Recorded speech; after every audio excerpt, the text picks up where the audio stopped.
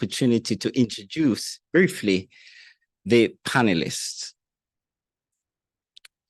Mr. Alexander Shaw, Justice of Peace, Attorney of Law at the private bar. Ms. Johanna Cullen, within the Crime and Security portfolio, the Secretariat. Mr. Christopher Brown, Superintendent of Police, within the Crime and Security Secretariat, the portfolio. Mr. Jeremy Taylor, King's Counsel, Senior Deputy Director of Public Prosecution. Mr. Richard Troop, Director, Safety and Security in Schools, is acting at the Ministry of Education. Dr. Renee Level, President of the National Association of Deans of Discipline. Mr. Xavier Wright, National General Secretary for the National Secondary Student Council. And unfortunately, we won't be able to be joined by Mr. Gavin Atkins, Principal of the Chetwood Memorial Primary School in St. James. And you may recall just recently the tragedy, having lost children from his school. Gangs, they're called by many names, criminal organizations. The mere fact is, we would rather not have them. The only time the term or word gang comes with a positive is when attached with a prefix. For me, it is what we must place as priority.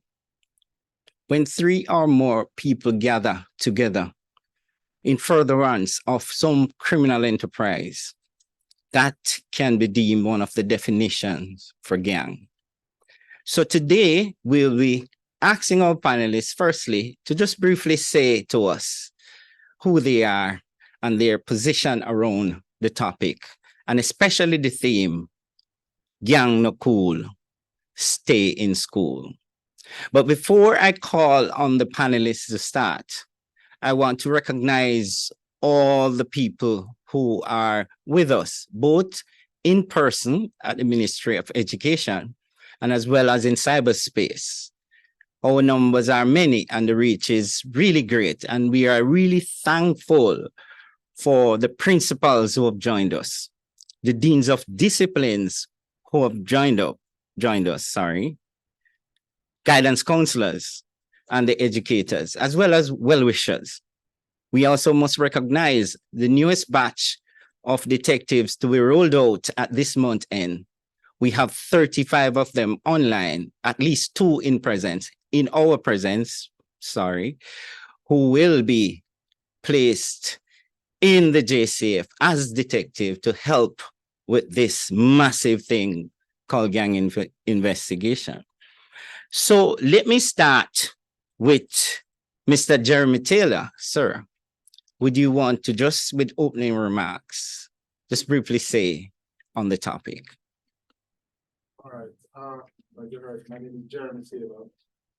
I'm the Senior Deputy Director of Public Prosecution. And those who don't know, it means that once the police bring the case, we are the ones that present it to the court. And if anything, what I have learned in prosecuting just a few of these gang cases is that gangs are an ever-present and clear danger to the social peace, order, and good governance of Jamaica.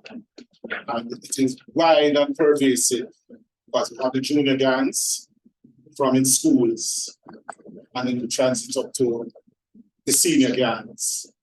And if you look at the definition, criminal organization can be something as formally organized as a company. The definition is broad as that. To just 3 people getting together to commit a criminal activity, they will never see each other again after they commit this criminal activity. So it's either formal or informal, permanent or temporary. So I set the stage, and that is the definition of what it is. And just to say, the distinction is made is that 3 or more who have gathered together to commit a criminal activity.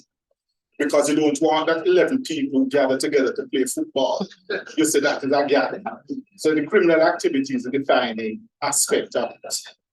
Thank you much, and that's the reason we need senior legal minds in the room. Having said that, and I thank you, sir, we'll definitely return because we have some follow-on questions to your opening remark. I want to enter the Ministry of Education just for a minute, and I want to invite the Acting Director of Safety and Security in School, Mr. Richard True, just to say, sir, a few. Thank you so very much. Jamaica would have been shocked by the recent killing of two of our nation's children. Two boys, as they journeyed to school in a public transport, lost their life because an individual thought that it was necessary and an opportune time to slaughter another Jamaican. When we see such incident, there is an outcry, and rightfully so. But the Ministry of Education, we're very concerned at the ease at which such behaviors, such crime can be committed against our nation's children. And we pretend as if it is business as usual. We hear terms like, they are just collateral damage. They were wrong place at the wrong time. But quite frankly, enough is enough, colleagues. Our country has been bleeding because of gangs and criminal organizations. The other thing that concerns the ministry is not that our children are only victims of gang violence, but the police data is also suggesting that many young persons, young boys under the age of 18 also find gangs to be a very interesting and exciting group to be a part of. This conversation today is to bring to our nation the seriousness of gang violence and a call to action for us to play our part to rid our country of this crisis. Brilliantly said, well said. And the mere fact that you are the person who holds down the mantle for the safety and security in schools, then it is even more so important. Let me just walk to your immediate left to introduce and invite Miss Joanna Cullen to say her opening remarks. Good afternoon, everybody. Good afternoon to everybody that's online as well. First of all, I'd like to offer my condolences to the families who lost those children yesterday. I am a Deputy Superintendent of Police with the Jamaica Constabulary Force. I would like to echo Mr. Taylor's sentiments and his opening remarks. Often when we think of gangs, we think of them in the violent context. However, there is a nuance that should always be observed because there are underlying non-violent activities that do support the violent activities that we see taking place in our society. And so as we have this discussion, to understand those nuances, explore those nuances, but also when it is that we're seeking remedies and recommendations to address the issues, to look at it from a holistic approach, to not forget the families. So when it is that we are targeting, or rather targeting the issue, and we are seeking to intervene with the young persons that are turning to gangs to, for whatever reason, whether for monetary purposes or seeking that kind of familial collection that they may not have at home, that we do need to target the entire family, look at the entire family and intervene with the entire family.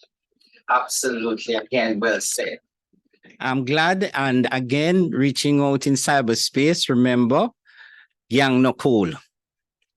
Stay in a school. It's important that we remember that and be reminded constantly that without recognizing that, then we will have more problems, more issues actually. I'll do the skip over as I've started, and please pardon me, but I want to just introduce to the conversation Mr. Alexander Shaw. Sir. Good evening, everyone. You know, my learned friend said, yeah. And as a member of the private bar, usually when we partake in any town hall discussion, and here we're talking about gang, we have to, reflect on the fact that we are part of society within which, criminal organizations operate. And so we have to come to grips with the realities of living. It's no secret that gangs have been wreaking havoc on Jamaica, and the challenges arising from their presence.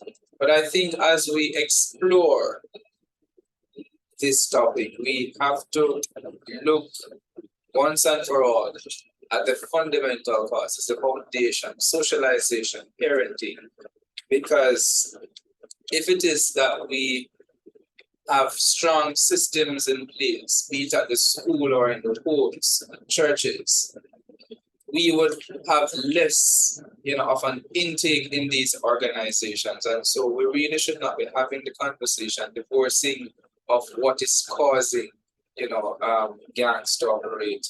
And so it has to be a concerted effort, not just with respect to the police, but I invite my colleagues at the private bar and, Jamaicans in general, because the real challenge is persons coming to the fore to really partake in the criminal justice system. And so I'm happy to be a part of the discussion, Steve. Brilliant. Again, I want to leave my friend Sir Brown for last. And I'll now invite the youngster in the room. And I say youngster because I suspect I'm a little older than he is. Mr. Xavier Wright. So the youth perspective is one that the ministry always invites because the youth make up the country. And being front hand, getting to experience what's going on in these schools, we've realized that there's been a shift in their socialization. Not to bring the whole COVID argument in, but they endured a period in which they became antisocial, leaning more to technological influences than the older generation's method of socialization, going outside, playing with their friends, learning to communicate.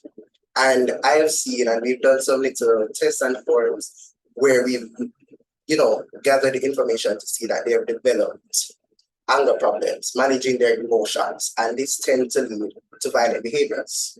So when we look at all of that and put it together, we realize that this is a link towards the formation of these many gangs, not only in schools, but outside of schools. We can go back to behavioral patterns and see what was missing, find that missing. And when we find it, we'll be able to start impacting it at the root instead of waiting to their further along the path. And we have this one big mess. Those are We're in a good place. The future is secured.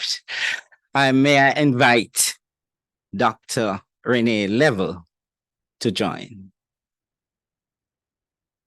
Team Jam, the pool in school is a pretty one, and it's thanks to our National Dean of Discipline Association conference that will be held on the 15th of November.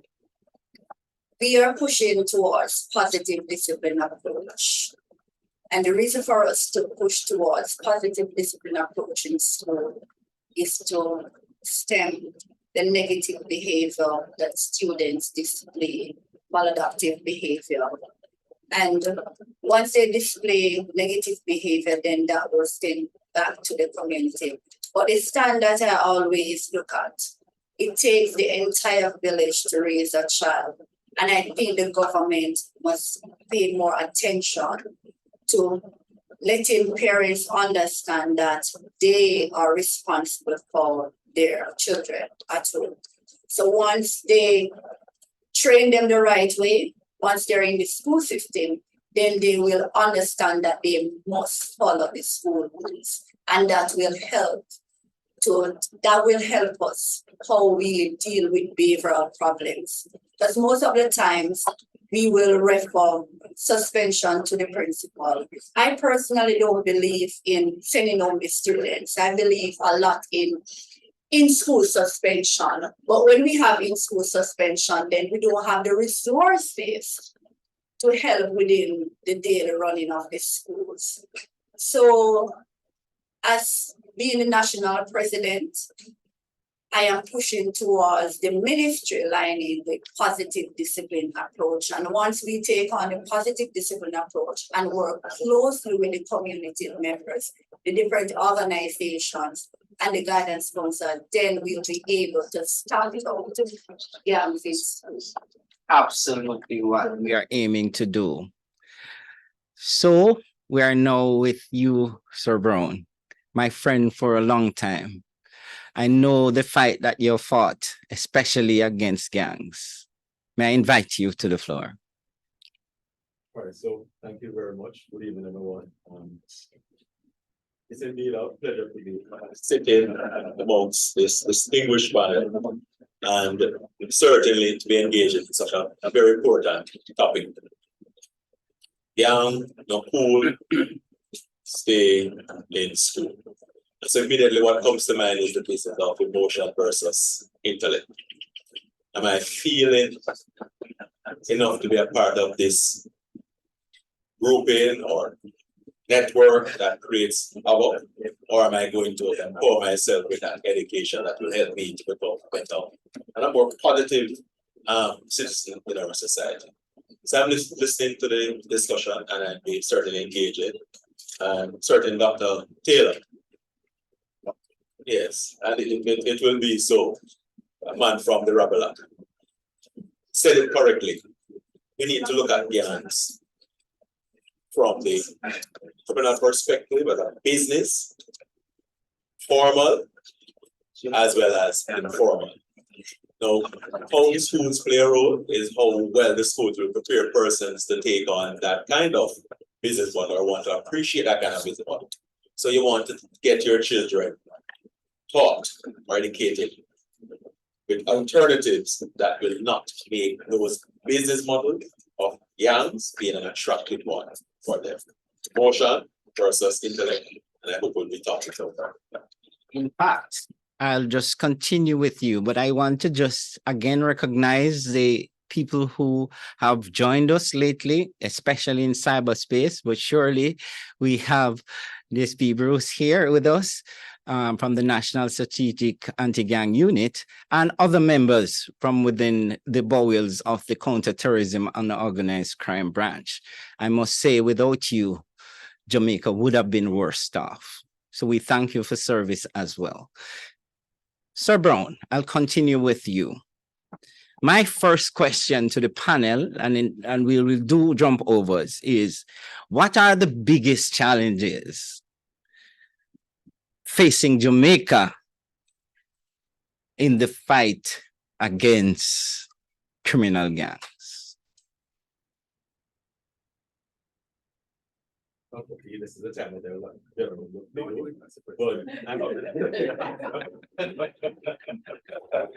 all right, so there are a number of challenges impacting the fact, and the most important one, I mean, for us, everyone really is the availability of the kind of information and evidence to impact these criminal organizations.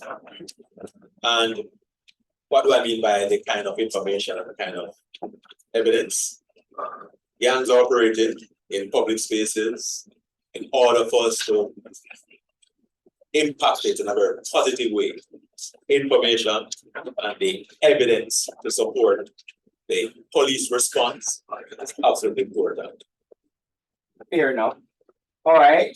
So, Dr. Level, from your standpoint, would you want to contribute to that follow-on from Superintendent Brown? What's the major challenge that you're seeing? The major challenge again would be thinking back to schools and towards community with the resources for take again community involvement. That if they see something that they're going things going on in the community, they should report it to the police. And then once they report it to the police, that will help to stem that. But as society, people don't want to communicate things to the police officers because they will say that they don't trust them enough and they don't want to be informed. But we have to change that mindset for us to have a positive society where we can live work and raise our confidence, we will go wide open. We have to do a lot of work with that. Indeed, and I'll invite another. So the issue that we are having in the fight against these criminal organizations, that's the whole I see it. What do the gangs provide especially to these young persons? They provide a sense of self-esteem and power, especially among communities where they are marginalized and poor. So it gives them that, gives them pride of this. It seems to provide a period where they can interact. And if I go by the name of at least one particular criminal organization, someone said that which comes to the fatherless ones, it provides a sense of family. So what we're dealing with is an organization that is challenging the formation of positive values in the country. Many people tend to think that crime is a matter of economics. My personal view is that crime is a matter of values formation. You know, so this is where I go. And if I may just use in relation to a case that both Mr. Shaw and I were in, and use two schools as an example, because one of them is at least represented here in St. Jago, and if I may say Jose Martin. I would posit that those two schools are beacons of light in the areas where they are, especially in areas which, if I go by the evidence that was given in a recent case of Mr. Shaw, is that areas that are dominated by criminal organizations. So Jose Marti and St. Jago are counterintuitive. They are going against what is a conventional wisdom. They are training young men and young women with positive values to go to the society. I'm not saying it is easy, because you talk to the principals of these schools that have the issues there. But here is where schools are important. And we also note that evidence will show that many of them recruit in schools. So the schools are fighting the outside coming in and recruiting, and at the same time they are pushing back with a set of values. And we live in a country nowadays so materialistic that life can be quantified at least at the very least $50,000 or so. That, you know, when you're talking about getting an education and positive upliftment and working for the betterment of society and so on, people are laughing at you. And this is strengthened by our entertainers and our politicians and all of these. These are all the factors that go now into values formation. Absolutely well said.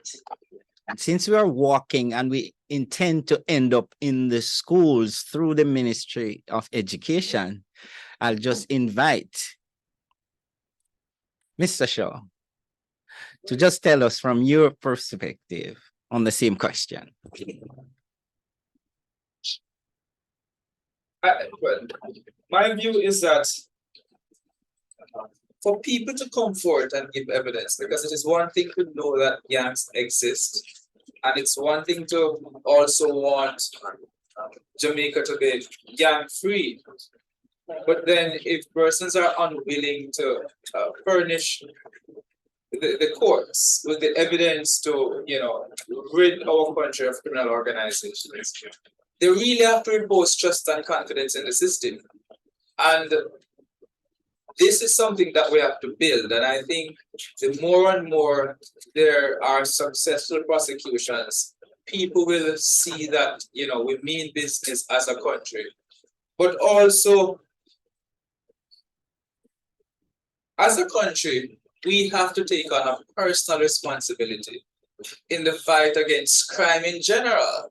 Because gang is a subset of, you know, or just a minuscule of the myriad of crimes that, you know, have been caused.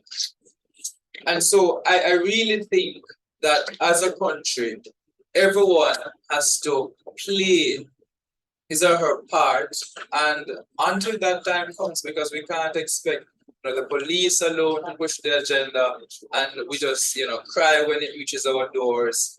We have to be willing to assist the system, but also how is it that the system protects you when you go out and put your life at risk, knowing how powerful these organizations are. So it's a number of factors. I really can't condense it, but I do believe the availability of witnesses is a critical one. Absolutely said. And from within the legal fraternity, it's important because evidence is everything. Absolutely. We're walking to the Ministry of Education. So, sir, may I ask you to just pronounce your surname for us? Because I may have been mispronouncing, with apology. It's Walker. Easy. Great. Mr. Walker. So as I kind of echo what my other panelists are saying, the mentality of informal data is one that's really prevalent in our country. Nobody wants to talk about what they're seeing. And then to tie in the positive discipline. When you lock students outside of school, where do they go to? When you cut off their path to education, they turn to these gangs and it provides them with a sort of self-esteem, a sort of confidence and peer group that they can relate to, because they then group with other students, other young people, other old people, and they form this network that is imparting the wrong value systems. So they start going to a different kind of socialization, and you begin to deviate from our regular norms and values, which lead to the upsurge in crime and violence. So as Mr. Taylor was saying, empowerment, I think, is really a key issue to get into the schools and bring up their self-esteem, their confidence in themselves to know who they are, so they don't get led astray by other influences. Again, well said. Thank you. So, Ms. Callen, we're now at your doorstep. Would you want to at least reinforce what it is that you see as some of the challenges from your standpoint? So I think in terms of echoing what my colleagues have already said, especially expulsion and suspension, when it is that young people have behavioral issues that lead to suspension and expulsion, we need to ask our questions. When we suspend them and expel them, many of their parents are at work, not able to be at home watching them. What do they do at that point? Right? We lock them out of the schools. So who are they going to turn to? Persons within the community who may not necessarily be of a positive socialization construct. And so I think when we're looking at the issue, we need to really look at what it is that we have right now as a society that could be further pushing our youth to join criminal groups and address those issues that we have control over. So policies that exist right now from within the Ministry of Education or from schools that suspend or expel students, we need to look at alternative cognitive behavior therapy changes that address the behavior issues that they're having. We need to bring the parents into the discussion as well. And so when it is that we are facing the myriad of challenges that we will be facing, to make sure that we are doing our part to address those issues that we can address, but on the parallel side of it, also trying to actively, continuously engage communities and civil society organizations that can help to build positive values on the outside of schools. A very rich panel. Thank you for your thoughts. And we have just entered the Ministry of Education. May I invite you now to say on the same question, what are some of the challenges that you're seeing, especially when you speak to those who report to you from within the schools across the island? The data at the Safety and Security in Schools unit would show that schools that are located or serving very volatile communities are extremely vulnerable to young persons forming and being aligned, many times even to community gangs. Data is saying that. It is very important in response that schools understand that beyond teaching and learning, beyond subjects, it's very important that they focus on the psychosocial issues that children will bring to school. It's very important that we invest in extracurricular activities as a medium to re-socialize our boys and girls, especially our boys. It's very important that schools focus on different strategies to reach our boys. Schools that invest a lot in technical subjects, especially with boys, have made a significant impact on the behavior of boys. It's very important that school leaders that also recognize the role of parents and ensure that we're providing the support to parents, the empowerment session for parents, to help our parents navigate this particular journey. It is absolutely important. Character education, the ministry's investment in character education is key. The ministry's commitment to support the reintroduction of civics in school is also very important, because I tell you, colleagues, part of the challenge that confronts our boys and girls is the mixed messages that society is saying. I mean, the glorification of violence from our music, yes, is part of the problem. And when young persons see the ease at which, yes, adults can be doing these things and engaging in these things and it look like it's acceptable, then what examples are we setting to our boys and girls? So really, it is also a recognition that, especially the Ministry of Education, we are not experts in gangs and managing crime and violence. And so our education system recognized to move forward, partnership is critical. Partnership with CETA, partnership with the Community Safety and Security Branch, partnerships with, just the Jamaica Constabulary Force, absolutely important, because it's going to take all of us working together to change this situation. And I also say that part of what is important is providing the awareness for our educators. Again, that's why this town hall meeting focusing on gangs, schools and gangs in the general society is key, because our educators need to understand those warning signs they should be looking for, those nuances that they should be observing, so that they can proactively respond and not all the time just reacting to situations. So that is very key for us. Absolutely well said.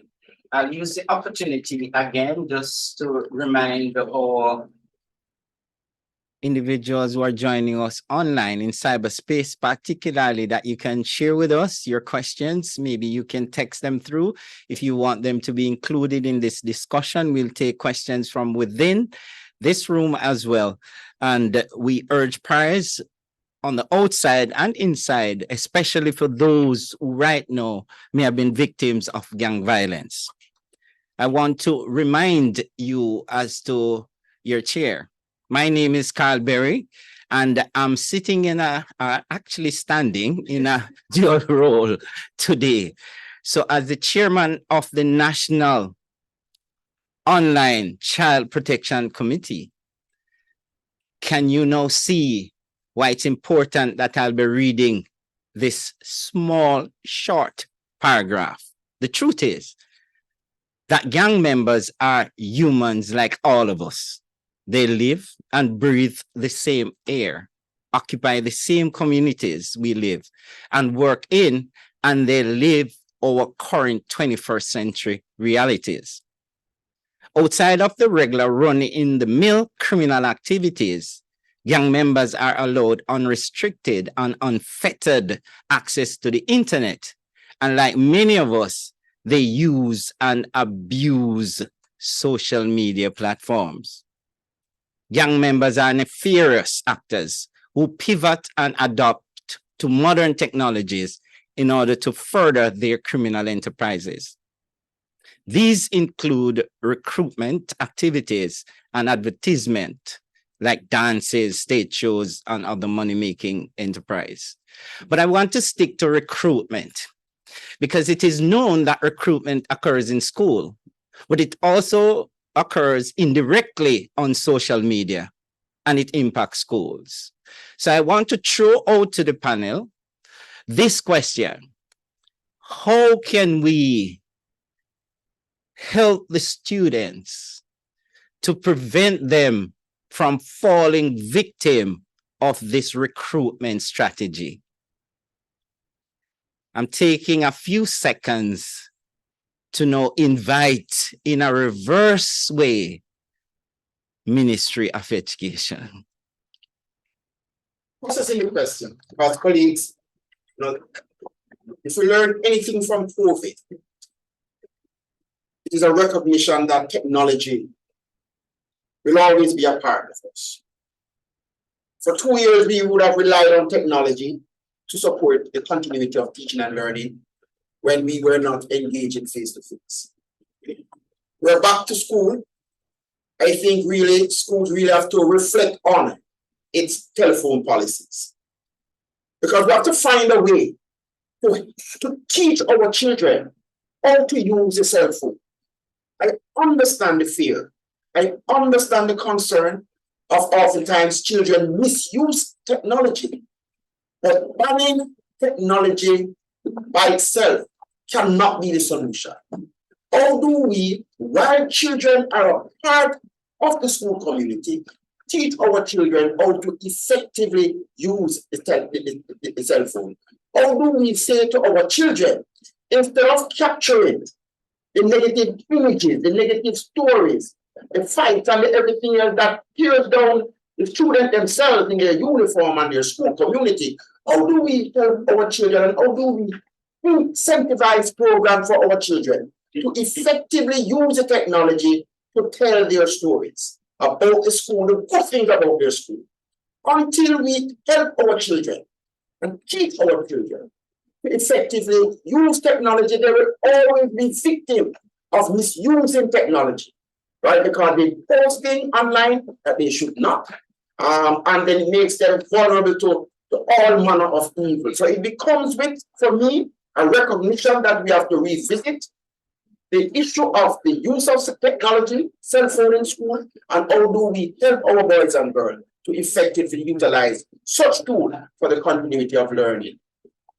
What if I could invite our King's Council in the cloak of a parent? Because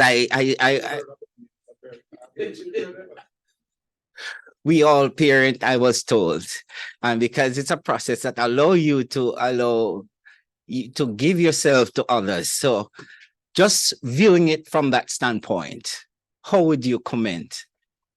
It's a short, it's a short, actually, that's the only shot. So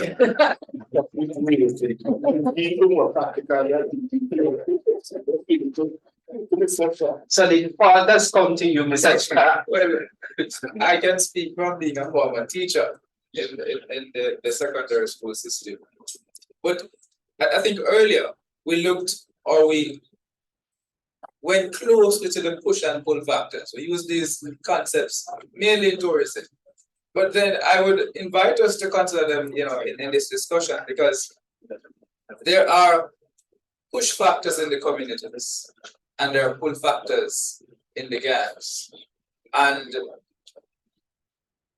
my recollection, in high school is that some persons believe or they get some bragging rights from associating with some people because then, peer pressure, bullying, all these things. And sometimes, there are some students who will turn to some groups because they believe that by virtue of their size, they can't deal with the bullies. And so they turn to groups to assist them. And so they are really victims of their circumstances. The schools sometimes don't have the resources. We talk about suspension and so forth, but depending on where the school is situated, they may not be able to find other means of, enforcing discipline, and so they turn to just perhaps removing the child from the school. So there has to be a national effort, so to speak, to allow educators to properly discipline our children. And I think the ministry has made a step in that direction by formulating the new policy. Well, Mr. Chu perhaps can assist me here, but I believe there was some school rules or some grooming policy recently. And so when you have these national efforts, so tackling the indiscipline in school has to be a national thing. So if it is that we're against suspension, then perhaps we could have a place where we can house students while we, remove them from the regular classroom. But the families have to play a greater role. And I find that many of my clients, they were fatherless.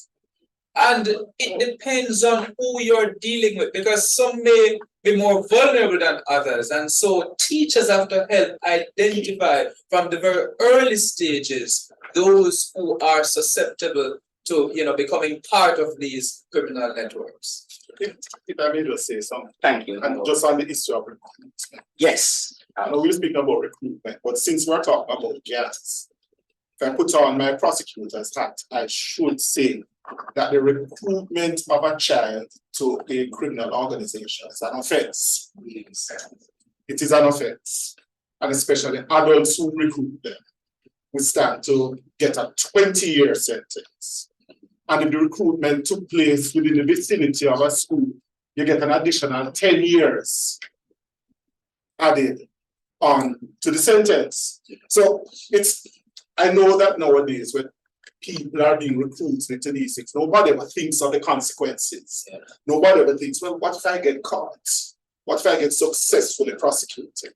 And Mr. Shaw can tell you, once you have a gang charge put on it, it's the hardest thing to get bail in this country. So here you have young boys and young girls, mothers and grandmothers and so on now having to be running down to police station to bring their extra pair of boxers or toothpaste and toothbrush, or to give you food. And if you talk about the police search of the food, all these kind of indignities that you have to suffer yourself. Nobody's thinking about that. Nobody's thinking that, boy, if I am actually convicted, how long will I be locked away for? And since you're talking to a young audience, I will tell you, 12 is a magic number. 12 is the age of criminal responsibility in Jamaica. So 12 is the age where an adult child can be flung on you. And if you are 11, well, you still stand a chance that you will be taken out of your home and put in some place of safety or some place of detention. Because clearly the activities that you are up to, especially when you look at a criminal organization, seems to suggest about public order and public peace. You can't be out on the road mixing with law-abiding people. So those are some of the consequences people must think about before they go and run and join gang and things about as easy money and power and social status. Yeah, no cool. Stay in school. Sir Brown. Certainly it's difficult to sing out the sparrow, but I must endorse. And please forgive me for the saying for so often, but indeed, it's indeed a fact. The consequences are not put up front, and in many instances, persons lose sight of that. Now, Mr. Troop, you made mention of the COVID scenario that we're having. The truth is, COVID was an invisible threat. Gangs are not. Gang members are visible. Gang members are operating, just like you heard, in our communities. So we can see them. So it is much easier for us not to catch gang virus. COVID was an invisible threat. We can navigate that through wearing masks. But we don't need to be masking ourselves from those persons who are creating havoc in our society. Taking our children like little pipe and leading them astray. We need to be brave when we're dealing with those persons who are bent on creating this kind of hardship for our children and our society. Thank you. Thank you. And I will invite the female perspective because we didn't get the female perspective on the recruitment and the social media aspect. So Miss Collins, you may Thank you. go ahead. I want to take it back to your question. Inherently, we don't like change. Nobody likes change. The fact of the matter is that technology has evolved. Many of our children are growing up with things that we did not grow up with, exposure to things that we were not readily exposed to at the click of a finger. In order to really understand what our youths are facing, we have to adapt, we have to change, we have to embrace what it is that they're experiencing. It means that we have to understand what is out there for them, but find ways to meet them on that playing field to counter the threats that are out there. Many of us, we don't know what the latest apps are. We don't know that some of the games have DM messaging capabilities where children are grouped. So it's not just recruitment, but how do you stop them from becoming victims of other crimes like extortion? As Mr. Troop said, some of them might place things online, not even knowing what is going to be the consequence of their behavior. I had a conversation with somebody who has a 10-year-old child, and the child was given a cell phone, and she did not know the passcode to her child's cell phone. I said, don't you check your child's cell phone regularly? No, she likes her privacy. I said, she's 10 years old, she has no privacy. Yeah, so we need to understand that in all of this as well, we need to teach children boundaries as well. And especially in the age of social media and technology, as parents, as educators, as law enforcement officers, we have to have units and teams that are proactively out there looking to see what our youth are facing on the cyberspace so that we can develop countermeasures and be proactive in our countermeasures to educate them that they can become victims, but also to provide assistance to them when it is that we need to provide assistance to them. And we'll definitely introduce to the discussion the youngster on the panel, Mr. Walker. Go ahead. So I'm glad that we mentioned the pipe piper because growing up, I learned that the pipe piper was somebody that played his little song and learned the children away. And also the example of the 10-year-old. Growing up, my mother said privacy was when you paid the bills. So even though I've been granted a level of privacy, but growing up, I used to have my routine cell phone checks, which is why we but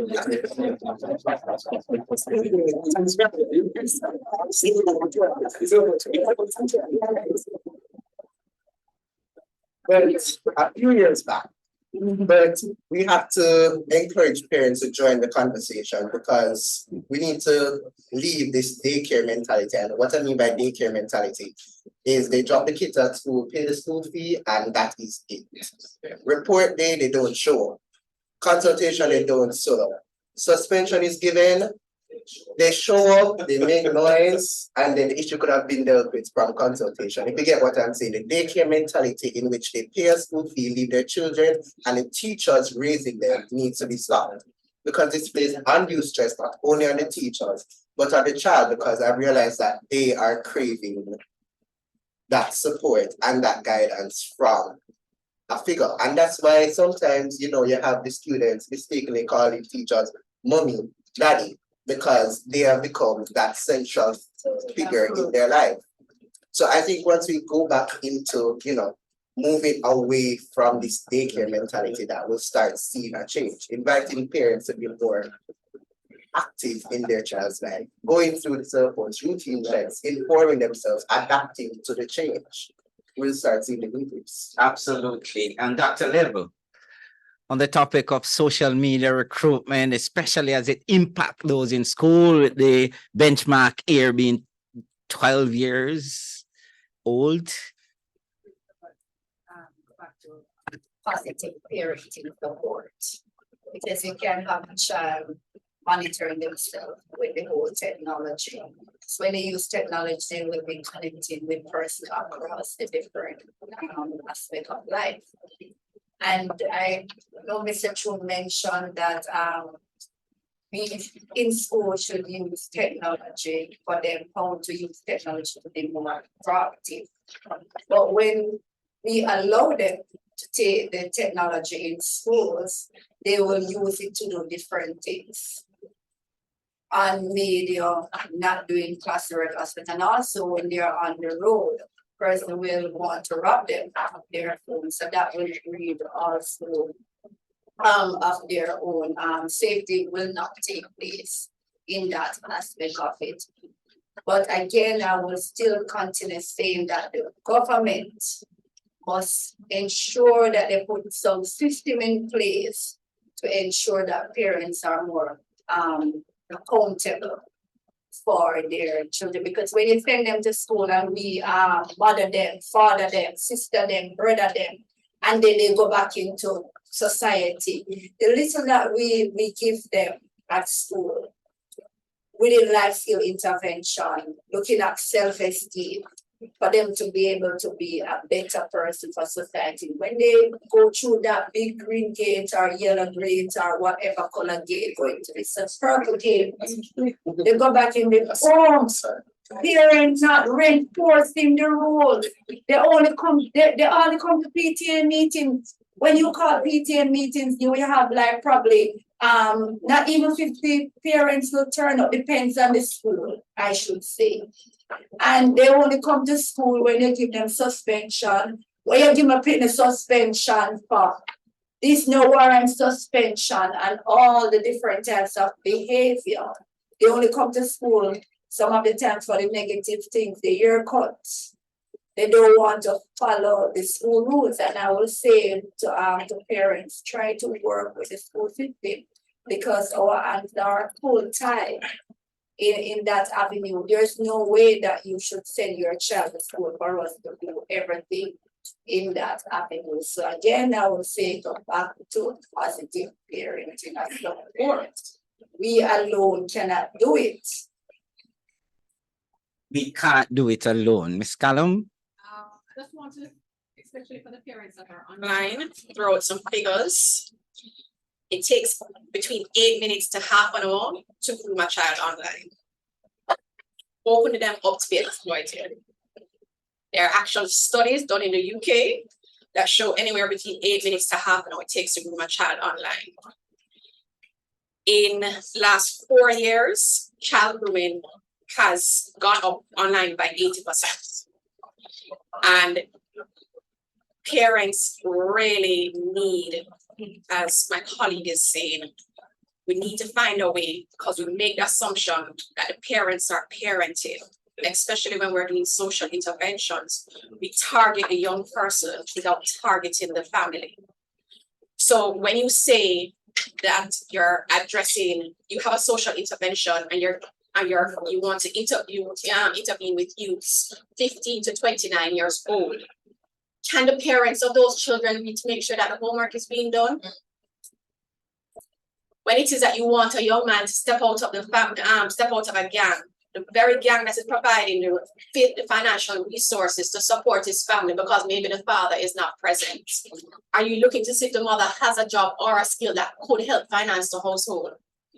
And it has to be a multi-age approach. So if you're looking long-term, short-term, and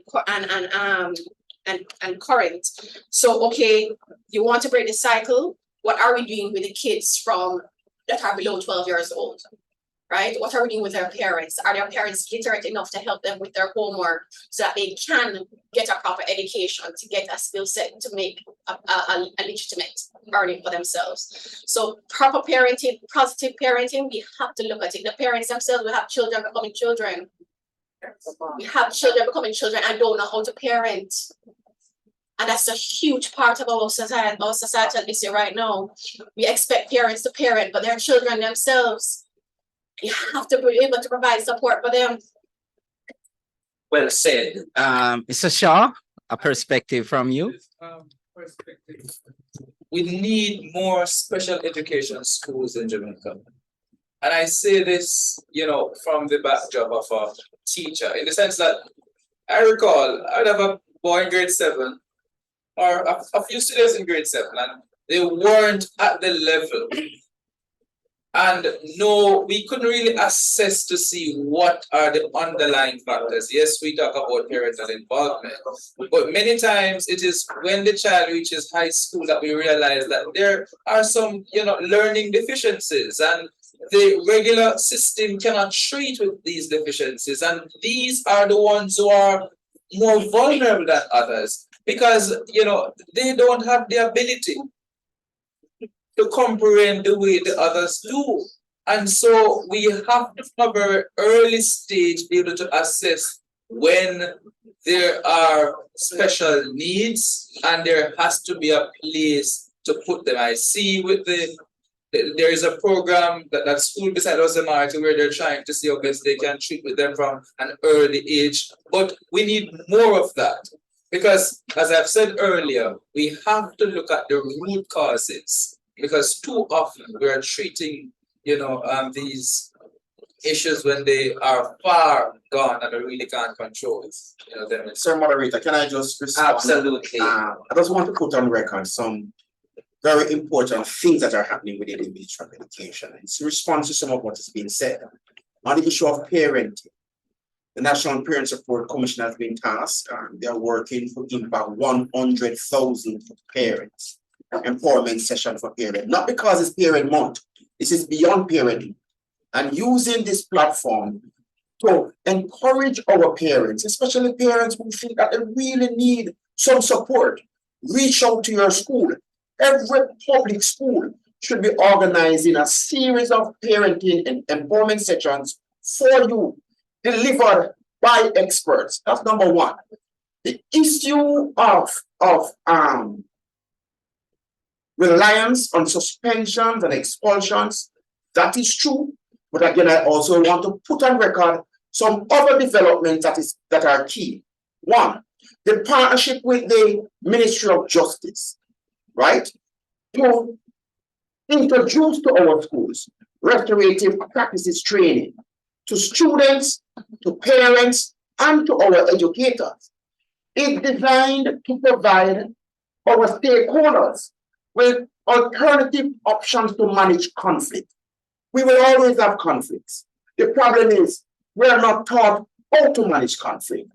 With the restorative practice training, it is designed to equip our stakeholders in the education system to find alternative ways to manage conflict. I want to say one more thing. We recognize, and to my brother, a big part of our problem, truthfully, is the low literacy levels of our students, especially our boys. There is a challenge when children move up in grade at the primary level or secondary level, not able to perform at that level. Under the interministerial school support strategy, we're paying careful attention to the whole issue of literacy in 34 schools located or serving the 7 declared zones of special operation. We have introduced the Arrow software as a tool to use technology to improve the literacy performance of our boys and girls. We're partnering with another entity, Cognitive Language-Based Learning Foundation, to give, again, targeted attention to literacy at the primary level. Is it enough? Absolutely not. But what it represents for the Ministry of Education are new approaches to the treating with the issue of maladaptive behavior that oftentimes lead to children being caught up in gangs. The other thing I'd like to say to our boys and girls in particular, we did, in partnership with the Ministry of National Security, a national assessment of the perception of safety and security in our public schools. Over 11,000 students, parents, teachers, educators participate in that study. The greatest threat to the perception of safety and security of our nation's children coming from children themselves. It is speaking to the prevalence of bullying in school and a recognition that we have to treat with the issue of bullying in school. It is speaking to the fact that many times our children believe that when they report, nothing happens. Madam Dean of Discipline, you hear me? Yes, sir. It is saying that when children report, oftentimes they feel as if the children who report that they are even more vulnerable to more intensive bullying. These children feel that they cannot rely on us as educators, the system to make them feel safe. They are going to naturally become vulnerable. As social would have indicated, to be aligned to groups that they feel that can protect them, even if they have to pay for that service. So I want to come to the point that one of the enabling environment for the presence and the growth of gangs in our school is the concern that sometimes children feel that they do not feel safe at school.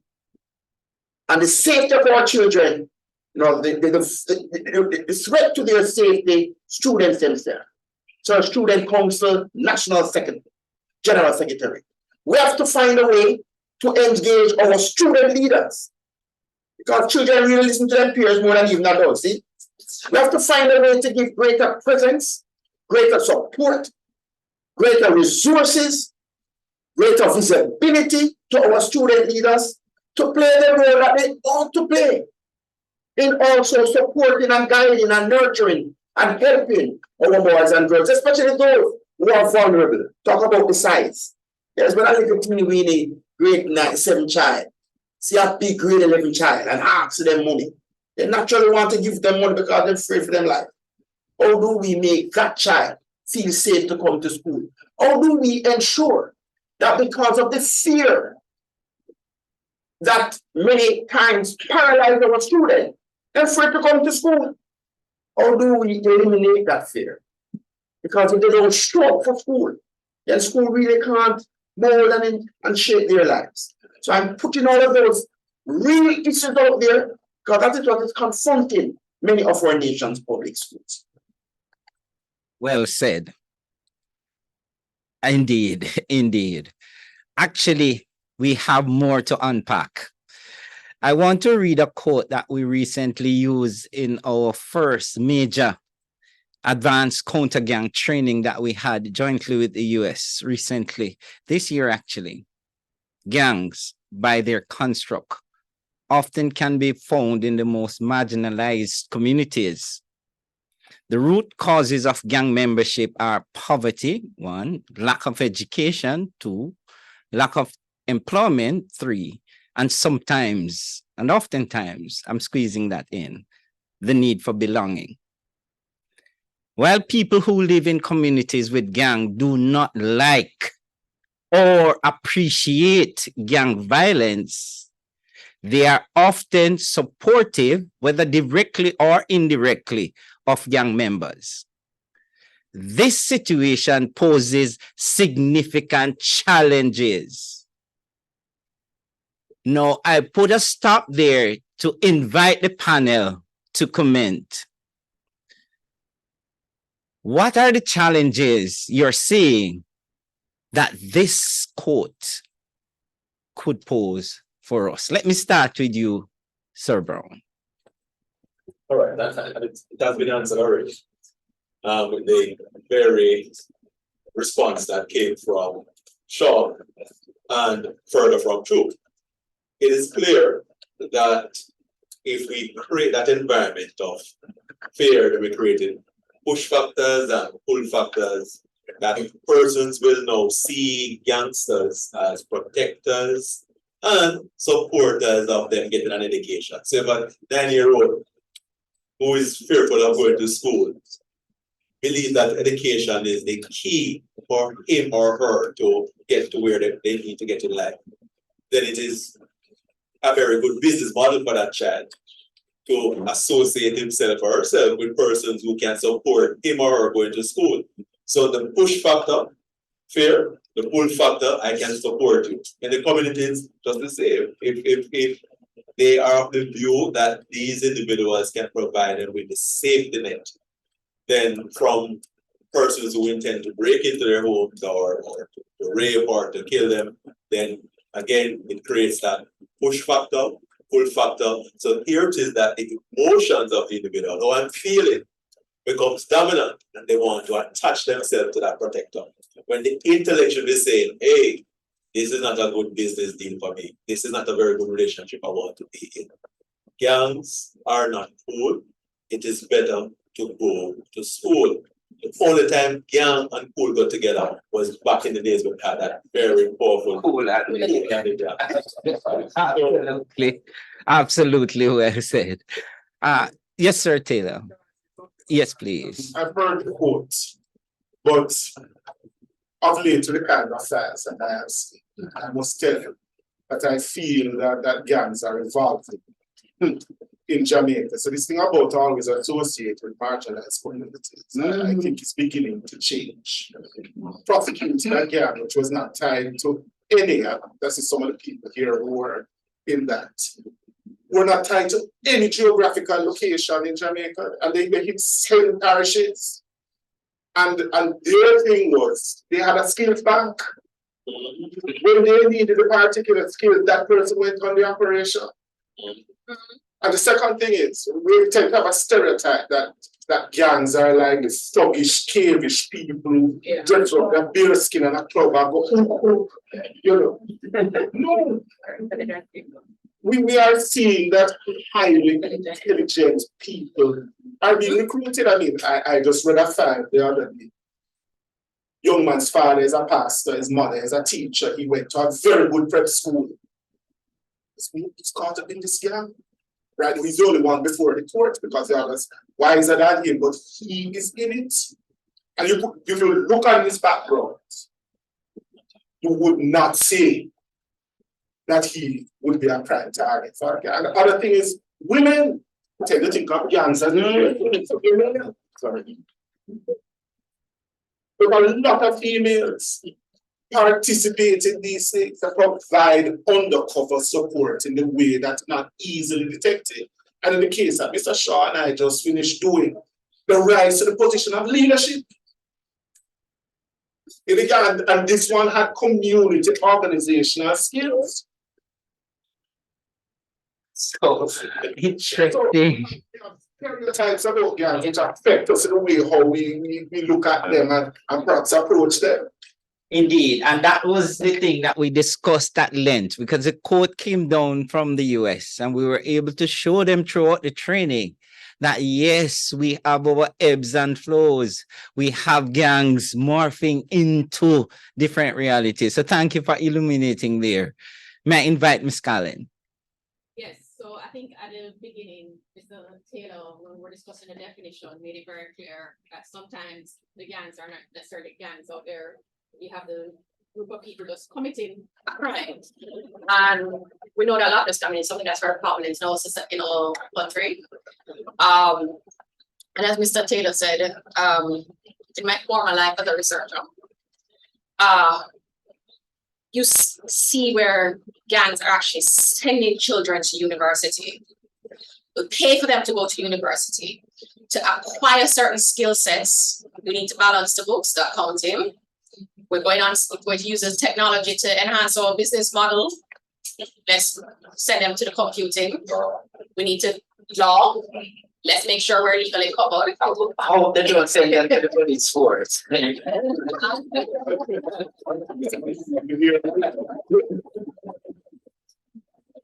Preconceived notions can be our downfall. The cognitive biases that we assume that there's a certain image and certain picture, there's a certain look to how criminal organizations exist. It's something that we need to be very careful of as practitioners. from whichever angle you're taking it up, whether as an educator, as a policymaker, as a law enforcement officer, we need to be very careful that our preconceived notions and biases do not blind us to some of the other major issues that could be occurring. Not necessarily looking like a gang, but a very nicely organized group of persons with a skill set bank that can be utilized when it is that it needs to be utilized. I want to set up another shop, and this again emanated from the discourse that we had. It was really contested, and it emerged that we needed more time to find a solution from this one. How do we remove the yolk without breaking the egg? I'm going to read a quote. Gang membership is like a pyramid. At the very top, which represent the Norris point, you'll find a few members who are hardcore and engage in violence. The wide part at the bottom represents the most passive supporters, such as family members who have familial ties, see the gangs as their defense against the state and others, or feel loyalty to the community, but do not engage in criminal activities. In the middle, though, lie some persons who are active supporters. Together, this situation is compounded and it makes it harder to successfully investigate and prosecute them. Is there any truth to this story? Quote. Well, Since you're up at bat, go ahead, Sir Shaw. there is, and I say there is because oftentimes we hear our legislators talk about two Jamaicans.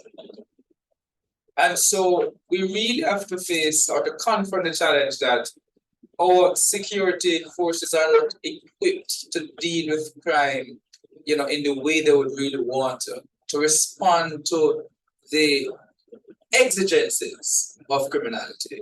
And so there is a vacuum or loophole for criminal organizations. So not just wreak havoc, but also to settle disputes in communities. And so you find that because of that, people trust them and believe that it's okay because there are rules and regulations in some communities. If you, rape an underage, or if you rape anyone for that purpose, they will deal with you so you don't have to interact with the police, right? And so it's a speedier way in some instances to get justice. So we have to also grapple with that. Why can't the wheels of justice, grind a little faster than it is now, right? Because when you wait 2-3 years to get justice, when you can get it, in a day, in the moment, 2-3 days. So there is room for them because communities believe that, they should exist. And so if it is that they believe that they should exist, they are going to support them. And they are not going to want to, turn their back on them, whether or not it means to block the roads and, support them to the end. Except that, Sir Shaw, there's some serious double standards too. There is. Yeah. And they often cherry pick who they will respond to and who is connected to who. Yes. Yes, and that's a problem. The other thing I find with your first quote and the pyramid it was reference is the issue of poverty. Yeah. Jamaicans and Jamaica, we have many poor among us from decades. And poverty did not necessarily translate to the level of criminality and violence where we know. So poverty by itself, I would not want to see as one of the causes. Yes? Because to me it is more the erosion of our value system. Yes? It is the erosion of the standard that defines us as Jamaicans. It is the ease at which we start to glorify everything that is negative. So dancer style, no backup dancer style. Yeah, so fundamental, it is proliferation of small arms and heavy arms in this country. I mean, we know enough many poor people that get the opportunity to travel overseas. Yes, come out of poverty, and the first thing you do is buy a gun and send down to destroy a community. So there's another issue that we have to confront with when we're looking at really the value system. What have we become as Jamaicans? You know, the things that we embrace, things that we endorse, things that we glorify. And who is going to say, look at them, something wrong with that? There was a time when anybody couldn't go to any rural community. Just so. Somebody will say, who are you? Who are you coming to see? All of that has been eroded for whatever reason. And part of the reason is really the fear factor that obtains in the general society. The thing that which man can commit a crime in broad daylight and get away with it. And uncomfortable. Those are factors that drive this fear into people as if, you know, they are powerless to respond. That's part of the thing we need to fix. Brilliant. Sir Walker. Okay, so I would just like to start that pyramid. And this is probably why the youth perspective is needed, because I immediately went to a different place. You mentioned at the top is the one that's actively participating in events, and as we come down, less and less supportive. But colleagues, what if we flip the pyramid around, flip it upside down, put the top on the bottom? We realize that the bottom, the middle, that's where we should be targeting, because that's where the value system is. That's where the people are actively supporting the family members who are hiding them. As you said, the erosion, the bottom half, because as we know, the pyramid gets larger as you go down. It's tiny at the top, goes wider, goes stronger. That foundation gets stronger. And when the foundation gets stronger, it's hard to change. So if we flip it around, not just you know, in this conversation, but in our approach, instead of targeting those that seem they may be effective, the ones that are actively participating in violence, why are we not going into communities and targeting parents, the people at the bottom who we don't know for a fact may be supporting them? But just to see if it would cause a change, because as I see it, if we just tackle the top, we leave the whole bottom, we leave the foundation intact. And what does that need? Space for it to grow again and continue. Absolutely. I get Underscore what the young man just said, and that's what Alexander was saying. That's just true. Some of these areas are very difficult to police. Police can't really get in there. Sometimes the only entrance here is a dirt track. A vehicle can't go down. Can't go down there. And everywhere have zinc fence, winding and turning where people can hide behind and shoot at police officers if they come down here. So sometimes the geography of the areas is very difficult to police. And that is why sometimes people complain, but that's why police come down here in force whenever they have to go down. Whenever I have to go down there. And the second thing is these informal justice systems that are set up in these communities. And the difference between it and the formal justice system is that those exercise the informal justice system are not accountable to their own needs. So they are not accountable, they will dispense justice for everybody else. But when they commit the offense, they are above it, which is the distinction between the legal justice system and them. And now the problem I have is that nearly everything is a capital sentence in these informal justice system. Nearly everything, people clearly a little thing, or there's a version of Sharia law that is practiced. That is practiced in there, which is not present in the legal justice system. It always surprises me that people will put up with these informal justices without complaint.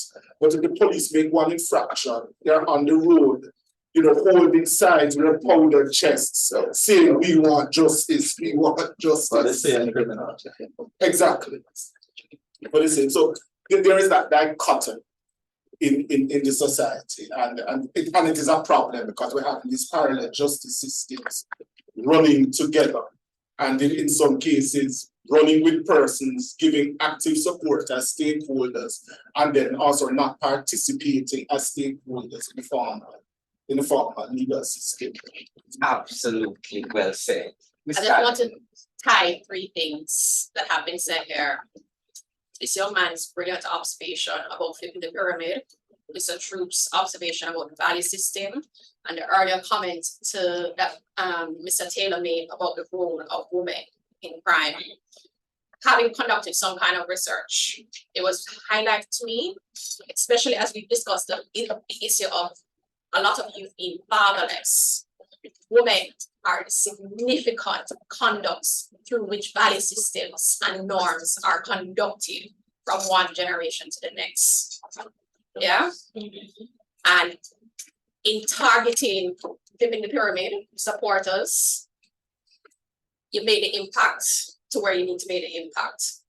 So when it is that we're having the discussion on addressing gangs and the kind of value system and norms that we see that are pushing or pulling them into gangs, we need to address the role of women as disciplinarians, because again, some of them, the violence becomes normalized in the household. The lack of value system, because I might send a young man out there to go bring money into the household, or they might send a girl out there to go find a man to give her lunch money and taxi fare and X, Y, and Z. So we need to look at the norm system that is being conducted by the people that are supporting the support foundation for the gangs, if it is that we want to address this. Indeed. And I know time is not a best friend.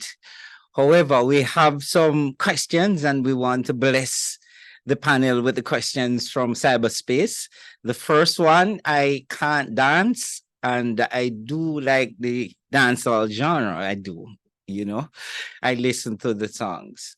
And we have heard the latest discourse suggesting that the message through the music is influencing the gang culture. Who wants to take that one? We're going to pick them off. Go ahead. So as somebody that likewise cannot dance, but I do try, I do listen to that song. And I think that makes me a little more prone to the messages that are in there. Because a lot of people that are talking on the issue know one song, know two songs, but they're not really getting into the whole category or culture of it. As we keep on saying, the common theme that is running, the norms, the values, the socialization, these kids are prone to learning. When you're younger, you pick up everything like a sponge. And what we realized is the overexposure to these stuff, because back in the days, it was harder to find this type of music, even though it was around. Now, you can just go on YouTube, you can search on Ray, and there's no 18 plus content for certain songs, there's no 13 plus, there's no nothing, there's no warning. The kids can just go on, they can listen about the gun, they can listen about the violence, moving up on you, and they get knocked. These type of messages are going to get sent to them. So I think it's a double-edged sword. It can be used positively because, as we know, dancehall artists are one of the best ways to reach children because they look up to them, they like their music. So if they spread the positive, it impacts them, but at the same time, when they spread the negative, it affects them. But I want to speak as a commissioner of the broadcasting commission here because we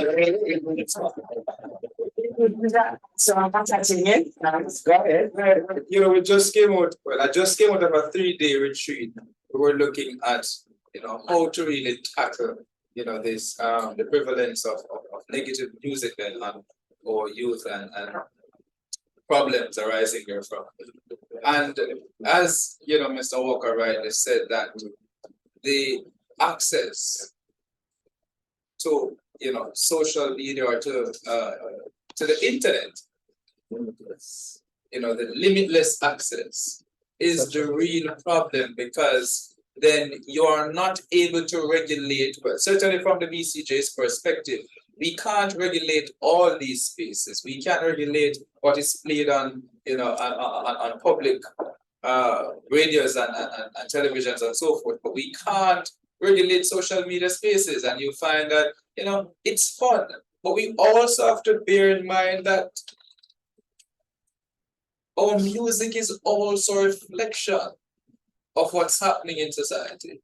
And so there is, you know, a correlation between the two, as you know, it's, you know, the music influencing society and society influencing the music, but we have to see how best we can fix the underlying challenges in the wider society and hope that parents will do or play their part so that, you know, children will not have that limitless access, so to speak, to these negative or violent music. So the follow-up question, Can I just- oh, yes, please. Go I ahead. just again want to, there are limits to what the states can do. Yes. The state can't be everywhere. And see, with social media, the state can't do it. It's parents who have to go and do it. Right. Okay, so the answer to the follow-up question, Question from Detective Sergeant Jones was, what are the countermeasures? So yes, the state can't be there to police it the way we would have loved to do, but it must be policed. Something must be done because we can't just throw hands up and give up. So what are the countermeasures? That's okay. We'll take all countermeasures. We're winding down nonetheless, but it's very important. So parenting, we pick off from Dr. level. Recently, we did a review on the BCJ's content code for not just television shows, but overall media. And when we're going through, we realized that, hey, if this could be manipulated in such a way that it can be easily transmitted, like the cat. The cat. I don't remember the cat, but everybody knows, hey, that's a no. It's maybe everybody. I know that, but the younger kids might not know that. So if we can start making these advertisements, these blogs, these Instagram handles, Instagram challenges, TikTok challenges, if we're moving away from the old culture of TBJ, bring it to the new social media because the states can't be there. If we even utilize the student leaders, the NSSC, the JUTS, the JPA, these already existing bodies, give them the resources, give them the time, just give them the ability to be able to reach out. Then I think that would counteract a lot of these problems. Give us the time, give us the resources, we'll be able to reach firsthand because, as we said, they listen to peers more than they listen to adult figures these days. And I think we have to also grapple with the fact that we live in a democracy. And so Jamaicans don't like when you know, hinge much on their fundamental rights and you know, social media. So when you look about regulating social media, you have to confront that. We see where even with, you know, tackling crime and violence, you know, once and for all, and with this use of, you know, states of emergency, we saw the difference in perspectives. And so it's the same regarding, you know, social media and, you know, its impact on our society. absolutely. And certainly all of these resources, these tools are quite useful.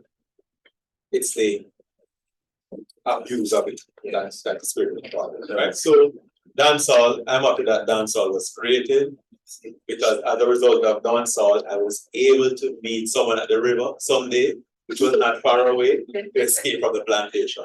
So music has positive influence in our lives. Yes. We can use the music in very positive ways. I've used music to teach people how to do mathematics. That's in fact, it's a great amount of calculation. Excellent measure.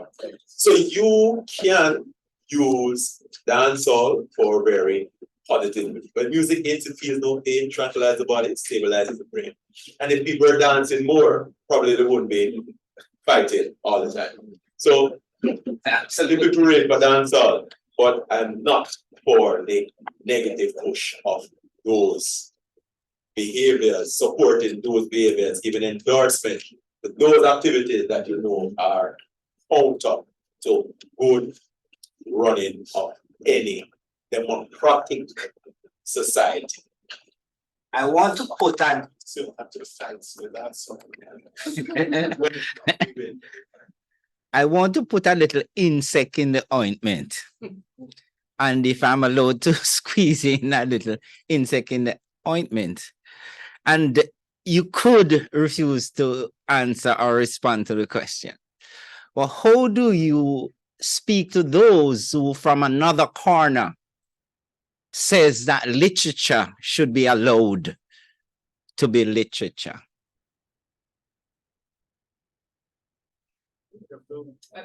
Meaning that people should be allowed to speak. And I say it against the background that a lot of violence comes from video movies and other areas.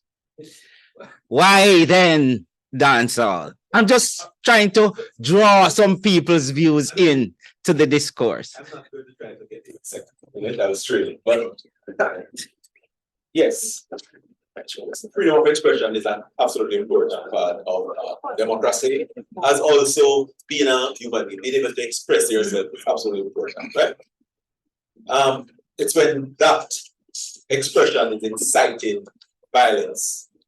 It's when that expression is now treading on someone else's rights. But what if I were to cut you and go to the Hamlet, Shakespeare, who demanded certain things like a pound of flesh? Are you want to respond to that? I'm just asking. I'm trying to put more flies in. So literature should be literature. And if I were to say that if we become sponges, as was pointed out, when you experience literature and you move with the issue of a sponge, you leave what is there and you deal with something else. It comes back to emotions versus intellect. Absolutely. You feel what is communicated. Is how you decide to respond to it. Indeed. And it ignites the response that I want. Sir Taylor, You know, it all depends. And I know that the whole of literature and culture must find its space and so on. But if I may just remind people that when this anti-gang legislation was passed, there was a provision that was put in there about the use of these cultural methods to incite persons to go and commit these offenses. They actually create a criminal offense of the use of a popular culture to go and incite people to go and form gangs or to engage in gang violence. So there are clearly limits so far you can go. And even then, that built on already existing offenses. For example, it is an offense to send in writing, and that's to qualify, messages threatening to kill. So text messages, WhatsApp messages, written messages on paper threatening to kill somebody is a 10-year imprisonment offense. It's the same thing. If I send a message in writing that I'm going to bomb your place, that's one of the malicious injuries to property act. I can be locked up for 10 years just for sending that in writing. So the law recognizes that there are limits. Yes. And this is how far you can go. Where does freedom of expression stop? And where does incitement to violence begin? Absolutely. I'm walking the streets. I'm loving when I put flies into ointments, it normally trigger response. It has to be strained for drinking. I'm loving it. Go ahead, my panel. Public courts. Yeah. I chair the cinematograph authority. What we do on a weekly basis, we censor, films, for the cinemas. And it's not only about watching movies, but it's about directing or narrating or pretty much assisting with the guiding of public morals.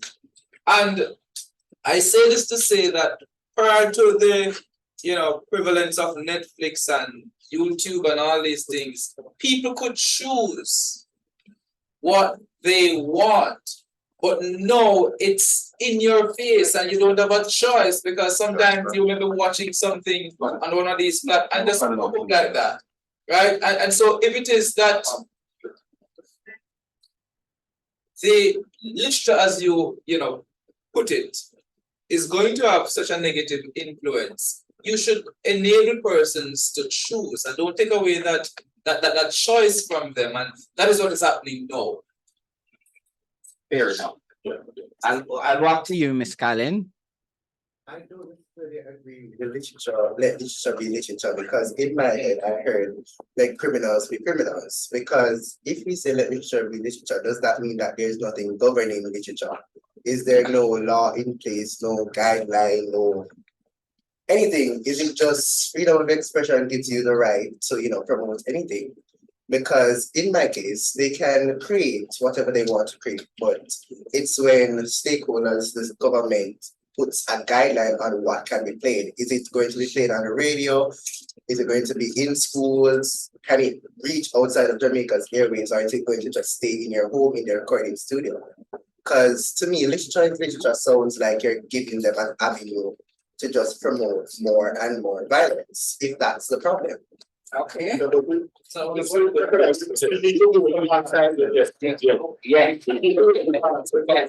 Yes, conference history, I've seen books banned already. In the 1960s, they arrested and charged, we brought in, like say, the autobiography of Malcolm X into this country. And that was seen as a very seditious book. And a book that would incite people to violence and racial hatred. So we have to be careful how far we go. absolutely. Thank you. There's no such thing as ultimate freedom. There's a very thin line between pure freedom and chaos.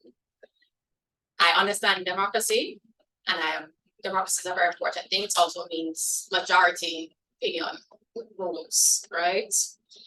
At some point, and again, like what Mr. Taylor is saying, we have to be very careful how we're doing it. But at some point, you have to make a decision where to draw the line, where to allow people to draw the line with freedom of speech. Because at the end of the, and not just freedom of speech, freedom of behavior, freedom of certain things, because there's a very thin line, and that's how a society ends up breaking down. That's how a company will end up, a business will end up breaking down. That's how things will break down, because there is a perception that pure freedom exists. There's no such thing as pure freedom. Pure freedom equals chaos. Well said. And we are winding down because we have to be mindful too that there are others who may have set their clocks and watches. But I must do the rotation to ensure that we close the show not only in style, because it has been a rich panel. And though I'm biased in it, being a part of it, I can say so because we are seeing others nodding who are in the independent benches, and I'm really happy for that. But there are two questions that we need to confront. We don't necessarily have to have each person responding, but we want to unhook this law. It's called the Criminal Justice Suppression of Criminal Organization Act. And the question I want to reach out to you first, Mr. Taylor, the penalties under the act, and whether in your opinion, they are good enough to give us a good shot. It's to answer that. The Chief Justice has just sentenced people, and I don't want any answer that I give to be interpreted as being critical or so. But I will say that there are penalties under the act at present, which on the face of it are serious penalties already, as something that people must think about before they get. I mean, you have sentences going up to 30 years. You have, if you get a first conviction, it's about 20 years. And if you get a second conviction, it goes up to 25 and 30 years for the same. So there are very serious penalties under the act. The law also says all judges must sentence, and I'm not going to get into that. You know, I still like my job. So I'm not going to get into that. But there are very serious penalties under the act. And while there may be allowances for children when they get before the court and how the court sentences, it is highly likely that they will be given a correction on if they are found guilty, which means that they're going to be locked away and away from their family for some time, even if they are children. And usually most of these people that we see coming before the courts are usually young males, and in some cases young females. You do have a couple of old people, but when you read the evidence, they're basically on their way out of the gang, and they're not that active as we know how the young people are. So the penalties at present, is how I will deal with it, are serious, and young people, when they are getting involved in this kind of criminal activities, must give some thought to, will I be taken away from my friends and family for a period of years? Will I have to depend on visits, from my friends and families, either in the lockup and remand, and that is before you are convicted, go down to Metcalf to go and look for you, join line, search bag, search food, lights out at certain times, And some other intervening activities. and whatever activities take place in Metcalf among you, that is what you will also be exposed to. You have to bathe with people coming in and shower and all of these things. See, they're supposed to think about the consequences before they get involved. Absolutely well said. So we are doing the round table to close the show. And yes, we started in the middle-ish, and we, in the first round, had Mr. Chris Brown as the last speaker. I want the reverse order. So, Sir Brown, just your closing remarks. Thank you for inviting me for that very rich and engaging panel discussion. And certainly I've learned a lot from the panelists here, and I'm looking forward to next year.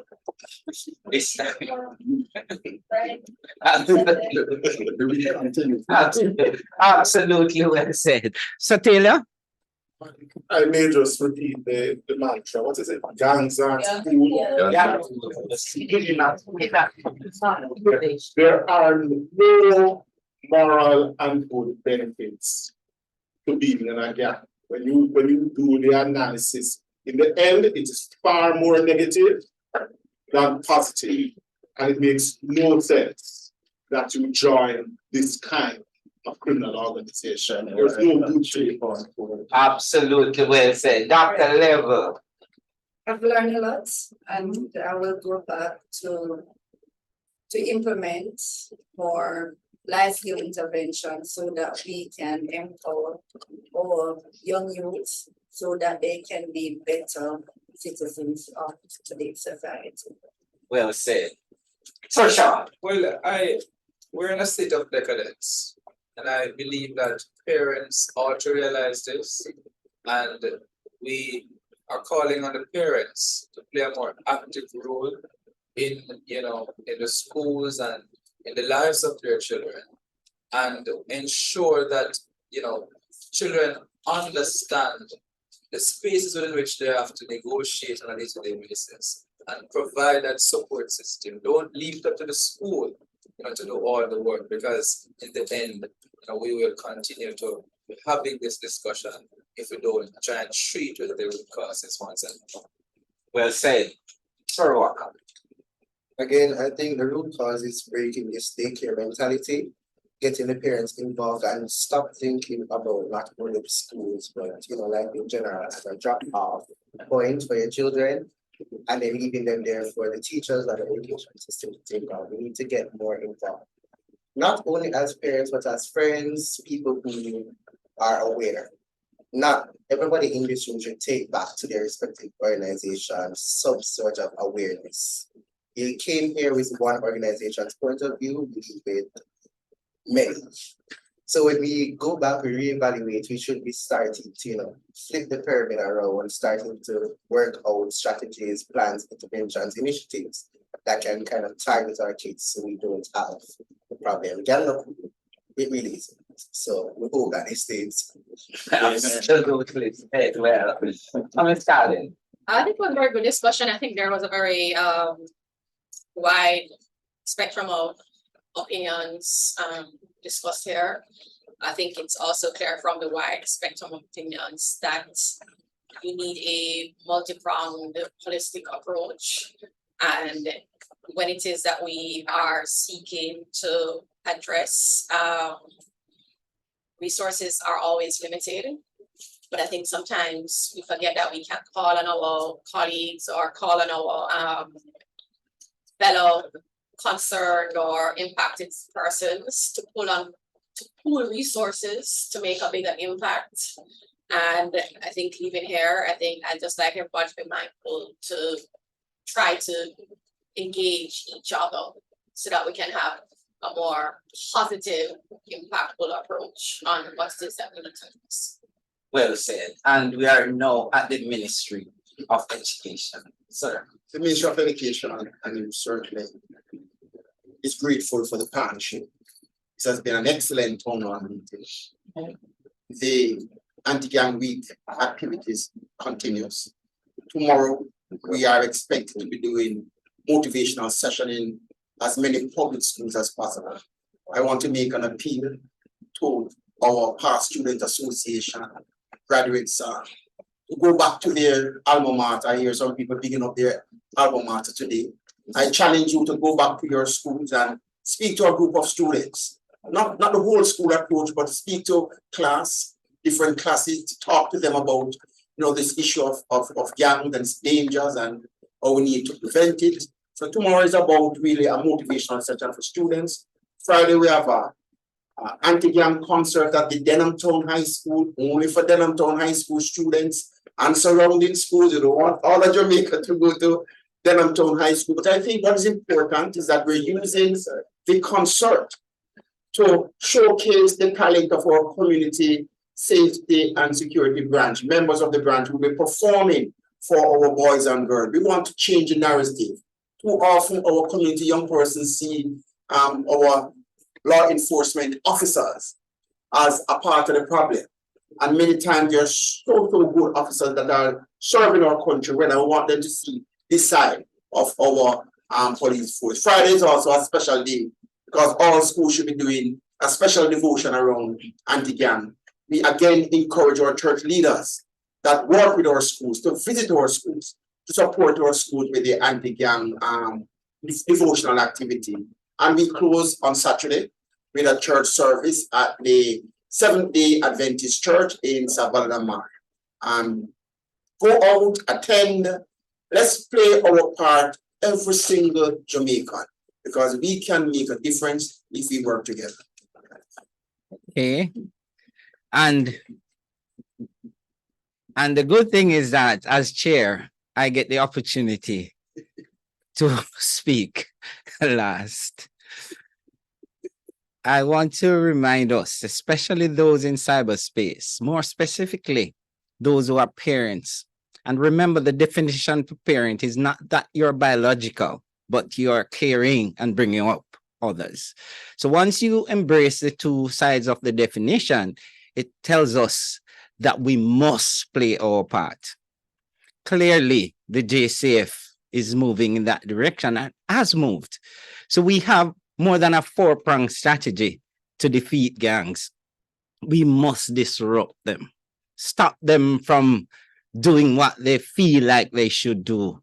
We must deny them of their movements. They can't just be in charge. We should be the ones free, not them. They should be locked away. They have weapons, don't they? We must disarm them. And in order to make it work, we have to defend the communities. So, on behalf of the Ministry of Education, the Jamaica Constabulary Force, at many proxy groups, the Director of Public Prosecution's Office, represented here, people from the private bar, the legal bar, the school communities, all others who we can't name because it would really extend into too many days. I want to use the opportunity to richly thank, firstly, the panel.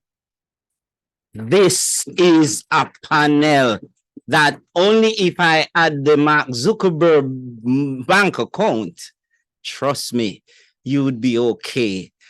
But my promises and prayers will definitely go with you. I want to remind you who they were in no particular order. Mr. Alexander Shaw, Justice of Peace and an attorney at the private bar. Miss Joanna Cullen, Deputy Superintendent of Police within the Crime and Security Secretariat. Mr. Christopher Brown, Superintendent of Police in the Crime and Security portfolio in that secretariat as well.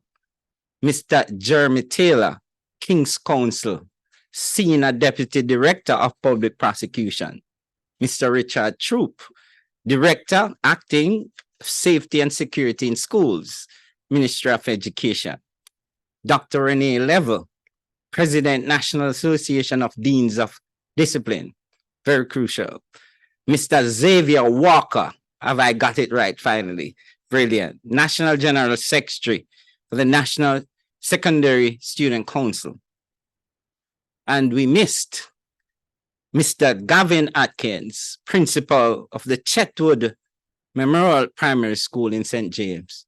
They suffered that massive tragedy as a result of gang violence. May I ask you for your prayers to them, especially the grieving family, the victims, the most recent of crime. We empathize with them.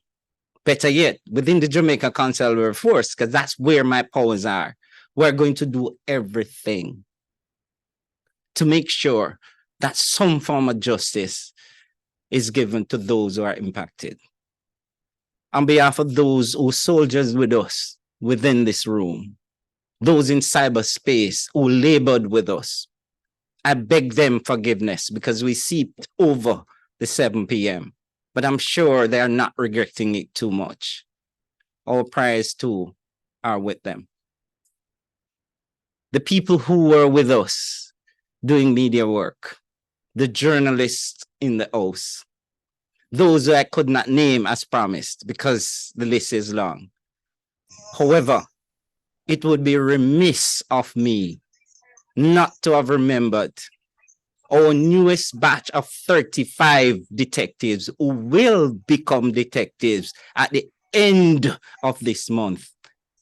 That group, that cohort, will be that group that is going to make another dent the difference. And two of them, may I ask you to stand, are with us today. That's the future of the CIB. May I use the opportunity in closing to say thanks to our Almighty, because without him, as far as I am concerned, this would never have been possible. I salute you all. Walk good.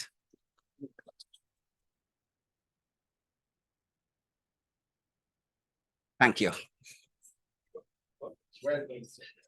I tried. What kind of music is what is really